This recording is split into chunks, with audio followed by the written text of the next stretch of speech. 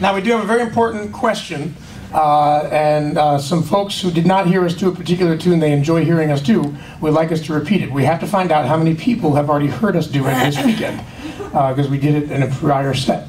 The request was for Water from an Ancient Well. Were you there at the set that we did it? Yes. Okay, so would you mind if we did it again? All right. We'll make it. I'll tell you a bit of the background. I don't think I did that, did I? And you can hear me without that thing, can't you? Because I'd much rather stand up and tell you about it. South African jazz pianist Abdullah Ibrahim. He's now in his early 80s. He's traveling the world doing solo piano concerts mainly, but he still has a band. When he plays, he sits down, he acknowledges the audience with a polite nod. He plays for 90 minutes straight without even stopping in between selections. It's just one stream of consciousness to another. Wow. And then he gets up, smiles widely at the audience, bows, and walks off, and that's it. But the stamina to play that long in your 80s, wow. When he came over to this country, he came over in the 60s and called himself Dollar Brand. I think he was most likely trying to connect with American capitalist audiences. And he did very well. But back in South Africa, he is known as South Africa's greatest and most famous jazz musician and jazz ambassador to the world.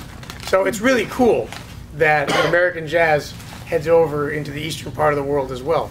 Abdullah Ibrahim wrote a piece called Water from an Ancient Well, and it was the tradition, the early tradition of the warring tribes before the big cities were coming up like Cape Town. And if one tribe was warring with another, the tribe from which Abdullah Ibrahim came, his ancestors believed that, yes, come on in and burn down our village, burn down the homes, steal our livestock. We will persevere, we will survive. Do not take our elders, because as soon as you do that, you have destroyed our village. You destroyed our heritage.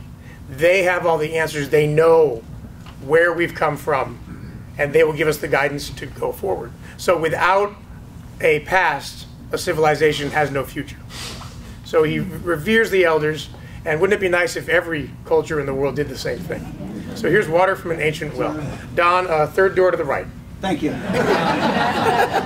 Bob Finch is the one that brought this to the attention of jazz festivals. It was Bob Finch. Tell you about that later on. He was 10 years too late, and I'll tell you why he brought it.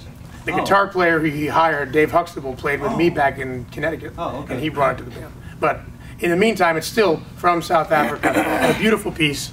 So here we go. A perfect Sunday piece, by the way. Yeah. Okay.